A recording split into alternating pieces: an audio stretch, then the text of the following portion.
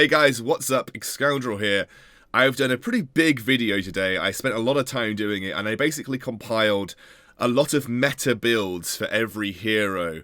It took me a long time. Hopefully you guys find it useful. I'll try and update this if builds drastically change over time. Do need to give you some instructions though. You'll be reading left to right on most of the builds, and sometimes you'll have a situation where there is an or involved, and that's just giving you a choice between two items. Use your own knowledge and decision making to make those kind of choices. Sometimes the or will be above or below the line of reading.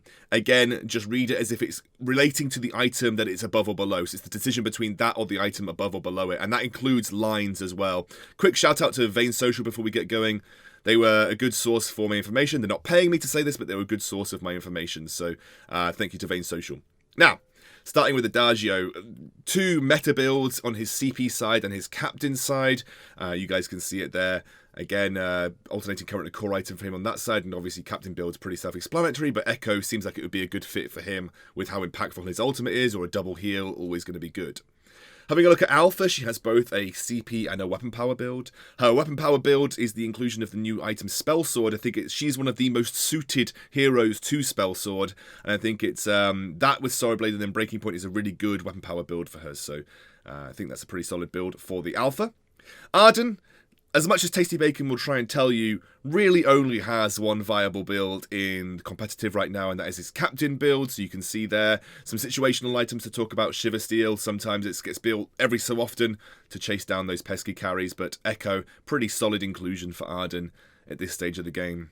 Baptiste, even though they are trying to get him into a weapon power format, his two major builds are the CP and captain builds, and you can see there you've got some situational items. You've got obviously his CP build is very traditional. It's just the Shattered Glass, the Clockwork, and the Broken Myth, and obviously then you're including defense in there as well. Baron, I'm sure we're all very happy, has kind of slipped out of the meta, but his old build is kind of creeping back in with the nerf of the Tension Bow. It's the Sorrow Blade Breaking Point, and then two critical strike items. You can either go for the Tornado Trigger or the Double Tyrant's Monocle. Obviously consider some defense, and it's situational whether you want to pick up a Bone Saw there. Blackfeather, he has the two very viable paths right now. CP build from the jungle, starting with a Shatterglass, going to Broken Myth and Eve of Harvest. Couple of weapon power builds to consider. You can go the Sorrow Blade Poison Shiv build with the Breaking Point, or with Serpent's Mask Breaking Point Tyrant's Monocle, which I know has been seeing a little bit of success. And again, always consider when you're playing a weapon power carry how situational a Bone Saw could be. Now, Catherine does have a CP build. It is viable, but I think most people just picking her up as a captain right now. She's very, very good with the Nullwave Gauntlet and the Echo as well. So those are two items to really, really consider when playing your Catherine from the captain position. We did a video on Celeste this week, and that 4-item CP build that we talked about, but with a 3-item start of the Frostburn, the Eve of Harvest, and the Clockwork, and then adding the Broken Myth in at the end. It's situational though. If you need 2 items for defense, you go back to the old Frostburn, Broken Myth, Eve of Harvest build, and then 2 defense items. Flicker doesn't get to see much play, but as a captain, he's got a couple of build paths that suit him. Echo, not a great item on him, but obviously you can make that up with Contraption and Nullwave in as well. But nothing much in Echo's kit that you'd ever really want to think about echoing, so he's going to be losing the Echo there. Fortress has got his CP build, where you need the Storm Crown to really clear the jungle, but then you go to the Aftershock and Broken Myth. It's pretty devastating. And then his captain build, obviously, pretty standard captain build coming out there. Most captains would prefer the Atlas Pauldrons over the Metal Jacket, but there are some situations where you wouldn't really bother with an Atlas Pauldron, so you're facing up against a weapon power carry that doesn't really rely on attack speed. Oh my god, I don't know if I could talk about all of these build paths in one go, guys, but Glaive, very, very versatile hero right now, has weapon power, captain role, or a CP build path to consider, so pause it on that screen and take a look at those items if Glaive is your jam. Let's have a look at Grace. She has both a captain build, which is probably her more popular build right now, very, very, very, very viable with Echo, but she does have weapon power builds, and you can see up there some examples of weapon power builds that seem to be working on her, according to Vain Social and kind of testing in Tier 10 Europe. Grumpjaw, another very versatile hero. His CP build path doesn't get to be seen as much these days, but captain and weapon power builds are very, very good. And you can see the Tension Bow still works on him with a Double Tyrant's Monocle, but you can replace that with the Sorrow Blade. Gwen has both a weapon power and a CP build. I reckon her CP build will become a bit more popular with the rise of Skaarf and Celeste. She's pretty good into poke compositions. So that's her CP build on the top and her WP build on the bottom. I actually played the top line there with the spell sword coming in last and did really well with it. So I like that build quite a lot. Let's have a look at Idris. More powerful CP right now, and you can go Shatterglass, Alternating Current, Broken Myth, Eve of Harvest is the pretty traditional 4-item build for him. And you can see a couple of the weapon power builds down the bottom. They haven't changed too much, but the inclusion of Spell Sword can be considered. Joule, at this current moment, very, very strong.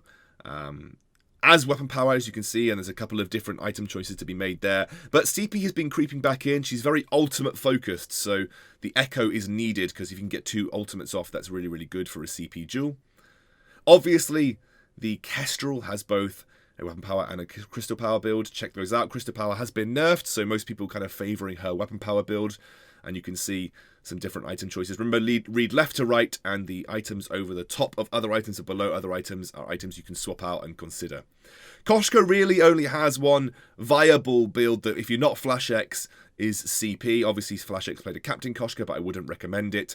It's very hard to pull off, and this is the CP build that seems to get most success. Aftershock and Broken Myth, and if you want a third CP item, most people tend to gravitate towards the Eve of Harvest. Krul, very, very, very popular right now, but mainly in his weapon power form. The tried and tested and true build is the Tension Bow Poison Shiv Breaking Point, and his CP build is very similar to what you'd see on a Koshka or a Taka in the top side of things. Lance, as much as people want to tell me has a viable CP build, does not. He has got a captain build and a weapon power build, and you can see there some of the choices that you can make with his weapon power build. Very focused on heavy single hit damage with the tension bow and the sorrow blade, and his captain build there explains itself. Shatterglass in the build for extended stun durations and a bit of the CP scaling that he has on his kit, by the way, just in case you were wondering. Lyra here. Situational, you can see Slumbering Husk, very, very good at empowering her heal, and Echo is really good for getting double heals off. She's got a pretty solid CP build path as well, if that's what you want to consider. Ozo coming in, and I know people have been playing a little bit of Weapon Power Ozo recently, but I just don't see it. I still think that if you're going to pick Ozo, the CP build is the most viable. Very similar to Koshka. In fact, almost identical to Koshka with the Aftershock, the Broken Myth, and if you want to finish it up with Eve of Harvest, so that's something to consider there. Petal, probably the most annoying hero for lower tiers to play against, and her build path is pretty straightforward. Some people like to include an alternating current in there, so that's always worth considering. But I like to stick to the traditional sort of Frostburn, Broken Myth, Eve of Harvest build, and then I add a Shatterglass in at the end. Like to load a lot of damage into a spontaneous combustion. Phinn, as many people, they try and tell me that he's got a pretty solid weapon power build path. I think he's mostly seen as a captain, so I'm going to stick to his captain build as being sort of the viable go-to build here for Phinn. Moving on to Reim, really only viable with crystal power. This is a pretty straightforward build for him right there. There is a deliberation between whether you choose Eve of Harvest or Broken Myth first. That's a decision that you'll make in game depending on whether you feel that you need the sustain, or you can go straight up for the damage that Broken Myth provides his kit. Reza, as much as I think people want to play him weapon power, he really isn't getting much success there. And you can see this in his lane is the build that you can see. If you're jungling, you do really need at least Stormcrown to be able to help you clear. But that's a pretty solid lane build for Reza. Pretty good at diving and going all in. You can see Ringo's got 2 viable build paths, and he's always had that for quite a while. Both CP and weapon power. His weapon power build path's interesting, very crit focused. You can include Spell Sword if you want to have to kite continuously, because you get 100% uptime on your Twirling Silver. CP build path is as you saw. Rona really only viable with weapon power, and she's got a couple of build paths, the tried and tested Serpent's Mask, Breaking Point, Sorrow Blade, but if you want to go down the Poison Shiv route, I recommend that you go Sorrow Blade, Poison Shiv, and Breaking Point there. She needs a Breaking Point in her kit though, because she relies so heavily on stacking it with her ultimate to deal her damage, so definitely always include a Breaking Point in Rona's kit. Saw, and believe it or not, I think he's going to get more viable when 5v5 comes out, but I'll talk about that in another video. He has both a weapon power and a CP build power path. Again, just don't take these 100%. You can always play around with them, but these are just some standard meta builds just to help you get started. And I think that's where we want to push here. This is just to help you get started. Samuel, this is a pretty solid tried and tested build. The Frostburn Broken Myth Eve of Harvest is kind of go-to right now, but some people have started to include a 4th item as a clockwork.